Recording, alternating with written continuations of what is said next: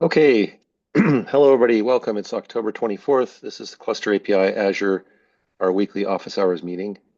As I'm sure you're well aware, we are a subproject of SIG Cluster Lifecycle. And so we try to abide by the Kubernetes community rules of conduct, which more or less boils down to let's make this a welcoming place for everyone and try not to talk over each other, use the raise hand feature in Zoom, and so on. If you feel like adding your name to the attendees list, that'd be great. And here at the beginning, we'd like to offer a second for people to introduce themselves if they feel like it, or reintroduce themselves, and I'll stop jabbering and just be quiet, and please feel free to do so.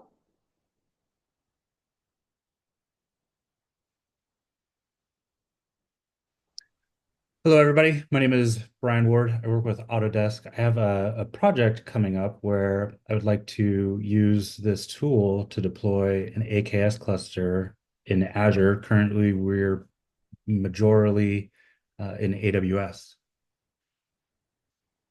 Awesome. We can help. Perfect. What I'm hoping for. And I'm Mike. I work at Autodesk as well. And yeah, I'm working with Brian on this project. So right now I'm just a fly on the wall. Great. Thanks for coming. All right. I will assume we're through that section and on to open discussion. So we have Tilo, you want to talk about the SysX PR that I probably should have reviewed like months ago, but No. You shouldn't because we actually only concluded work on it. So oh, we were a little more optimistic regarding the effort we could put into that because we presented that and the whole concept in the February office hours. It took us a bit of time, reprioritization and whatnot, to actually wrap it up, and it just happened this week. So all the tests are passing. That includes the optional tests. And so this basically adds the preferred way of provisioning Kubernetes to Flatcar support in CAPZ, which is via SysX. This enables a number of features downstream, which we're going to work on, which is in-place Kubernetes updates. With Flatcar, you already get in-place operating system updates. And as I said, this is nowadays, SysX are nowadays the preferred way of provisioning any Kubernetes on Flatcar. So we're very happy to bring this into Cluster API CAPZ provider. OpenStack actually supports that and has been supporting that for almost a year. That was the first provider we did, and we're now good for CAPZ, or at least I hope so. that's awesome. Yeah, I guess I obviously hadn't checked back into it, and I thought that it was more or less ready to go, and it was on us to. It now definitely is, and we have a maintainer, Mathieu, who will be shepherding the PR from our end. So if there's any feedback, it should be like really fast cadence now, at least from our end. That's great. Psyched to review it. Go ahead, John. Yeah, I just had a question and I haven't taken a look at the PR. This probably isn't even related to the PR, but I noticed that our flat card tests that are running right now are using like a 126 version of Kubernetes, It's which gonna, is it's like gonna, super. yeah, I know. So the thing that the SysX PR does is it composes the Kubernetes and operating system image at provisioning time. It also uses the stock Flatcar image from the marketplace. So you will always receive the latest operating system bits because we update those.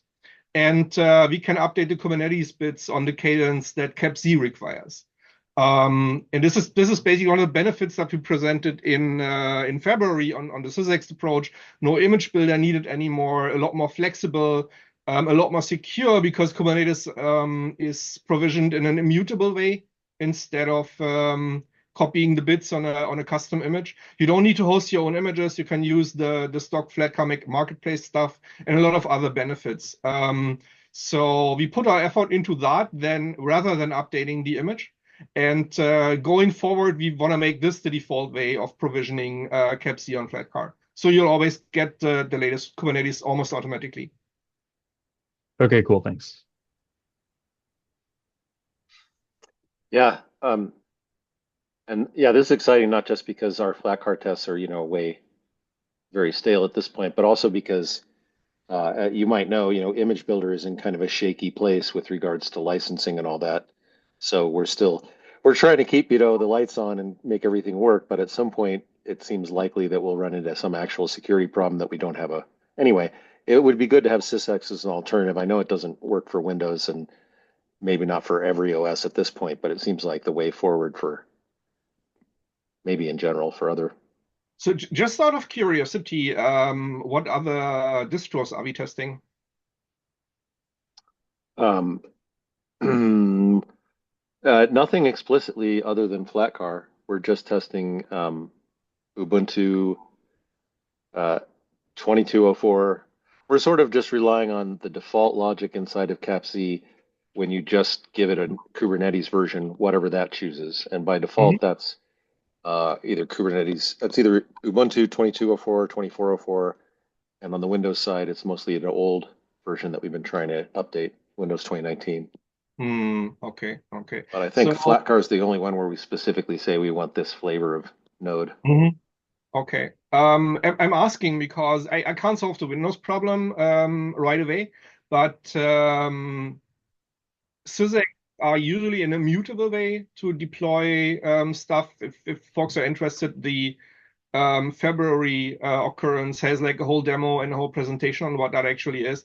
But the Flatcar maintainers actually have a feature in the latest release of systemd that came out in May. That's version 256. And any distro picking up systemd 256 will be able to run SysX in mutable mode.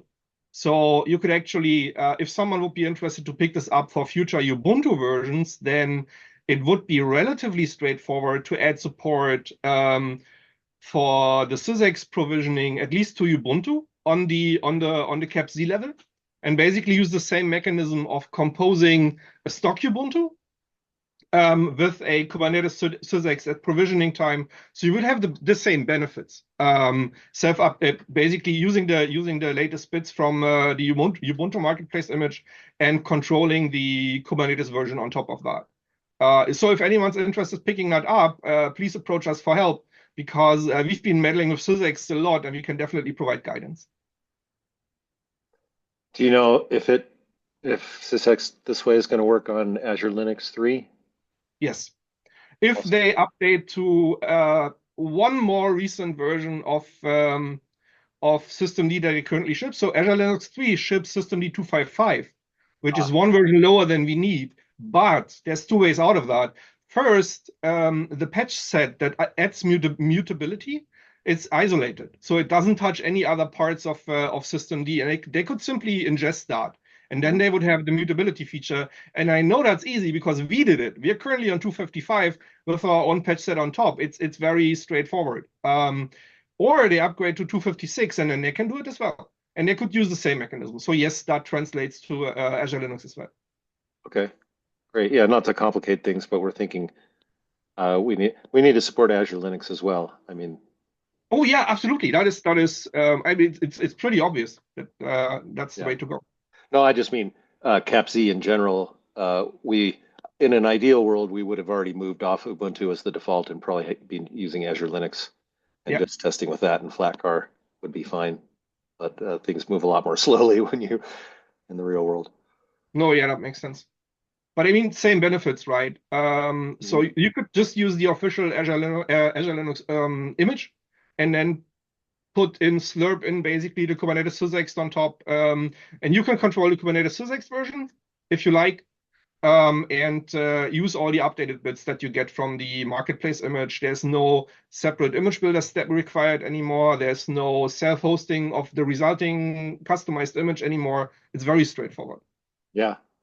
No, I love it. I remember your demo really well. And Thilo's right. If you have any more interest in this, go watch the February recording because it was really well done and much more in depth than what we can go into right now, I guess. Cool. That's great. Well, we will review it. And I think there's a lot of potential for us to use it for other areas because, like I said, Image Builder has not got a bright future in front of it, unfortunately. Any questions about SysExt? Any of this? Take that as a no.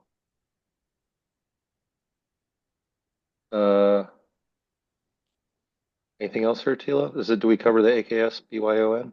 Yeah, so that is something that we've been looking into as well.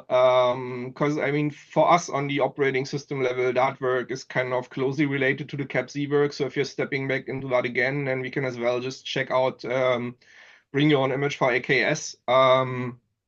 And we hope to solve the outdated Kubernetes version issue in the same go. But the way I take the discussion, I just wanted to align with you folks. The way I take the discussion, this is currently kind of pending or in progress, and you want to re-add the feature later. But it is implemented. So I could spawn a CAPZ cluster and then have it join AKS.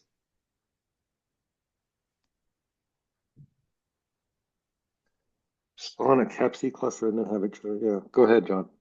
Yeah, so the way that test works is that it creates just a VMSS and whatever else you need with that, and then joins that to the AKS cluster. So you don't have any of the other like control plane or that kind of thing associated with like the kind of bring your own side of things. It's purely just like the VMSS and what the VMSS needs.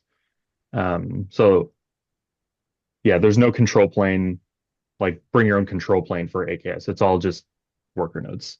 All right. Okay. And okay, because the in that issue, it was bubbled up that the current CAPZ images bring the like a Kubernetes version that is too old. Now, when you're saying that there's no relation to the control plane, yeah. Yeah, so kind of the issue there was that by default we try to align like the bring your own node Kubernetes version with the AKS version. And yeah, eventually those got out of sync because AKS started kind of outpacing us being blocked on building new images. So I think we're over that hump now. Matt, did your PR get merged? It hasn't Your yet because we're moving the community gallery. We're essentially doing what Flatcar has been doing this whole time. We're moving the community gallery, and I have to rehost that in the new account. But I got that all figured out yesterday, so it hasn't merged yet, but we're through the blockage. Okay, cool. So yeah, I think we should be able to at least re-enable that test soon, and that should pass. Because yeah, that test passes on your PR, so we should be good. Oh, nice. Oh, I didn't even realize that. Awesome. Okay. No more questions. Thank you for elaborating. That's really, really helpful. Great. Well, if there's nothing else on that, let's move on to Brian. You've got a PR. Yeah. I think John's taken a preliminary look at it, and I've addressed that comment, and I think all the tests are passing now. But basically, we want to be able to use service principal with certificate with the secret store CSI driver, and just with Azure Key Vault as well. It doesn't seem like CAPZ was set up to support that currently. This PR should allow us to be able to do that on the project that we're on.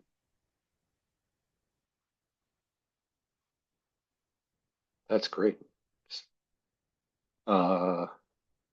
Anything in particular, or you just want to make sure we get to reviewing it? Yeah, I just wanted to bring it up for review. Because once it merges here, then I got to kind of move it. I got to pull it in downstream and whatnot. Doesn't look too horrendous. I'll take a look at it after the meeting. This is great. All right, thanks. Thank you.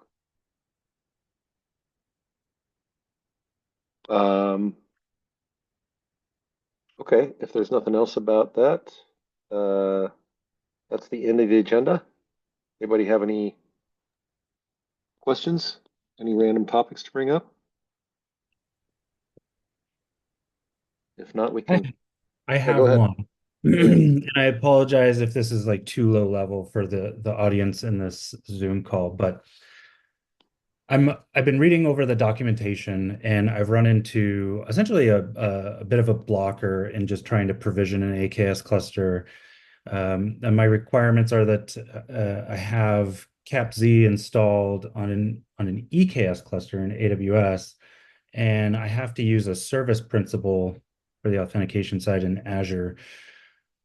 And I wasn't sure which, is it ASO managed clusters or managed clusters that I should be using, because I ran into an issue where I can't figure out how to specify a service principal credential for the ASO managed clusters. And, using the template for the managed clusters, it was it machine pool is an experimental feature and needs to be manually enabled. Just curious what your guys' thoughts are. I couldn't possibly be the first person to run into this. Sure, you're not. Go ahead, Is Mike. there like a straightforward example that I maybe missed? Um, Maybe not, but there probably should be. In general, you want to use the ASO managed machine pool because that's our way forward if you possibly can. We're gonna, we haven't actually deprecated the existing one, but we plan to, right, John? I think that's, so ASO is the way forward, but I actually am not, I don't know much about the specifics. Maybe John or Mike do. Yeah, I'll let Mike speak. I was just going to drop a link in the chat, but Mike, go ahead. Yeah, so we're using the ASO one and we're using service principals as well because our management cluster is also in EKS. And yes, you need to do the managed pool as the feature flag because it is technically still experimental all the way up in CAPE.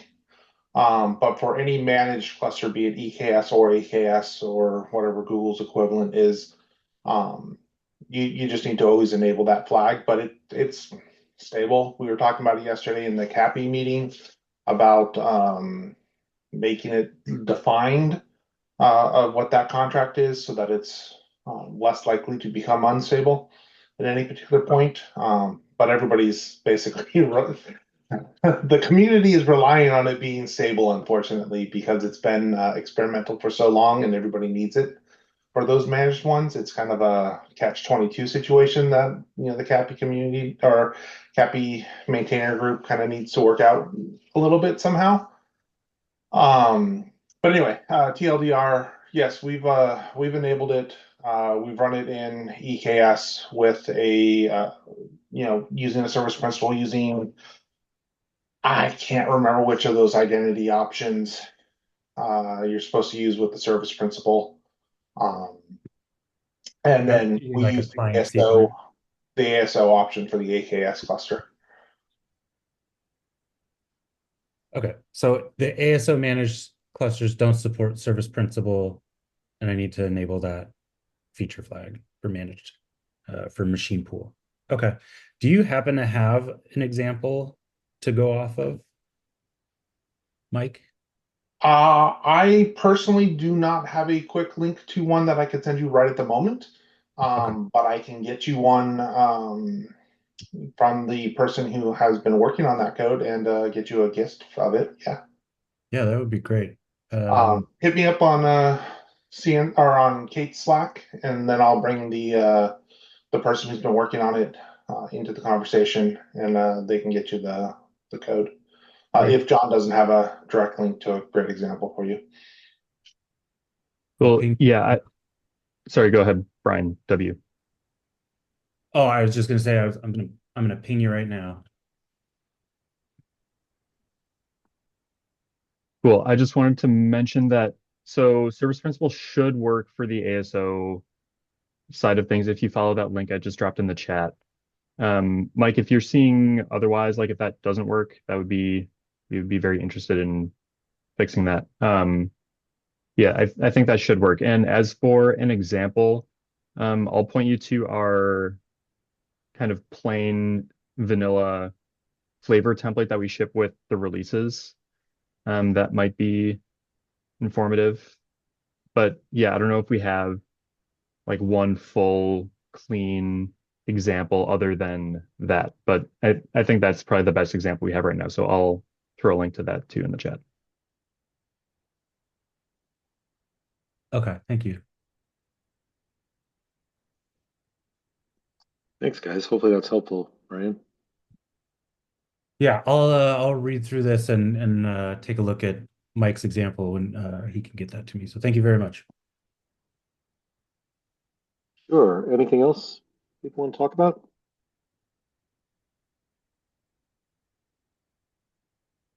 Sounds like no.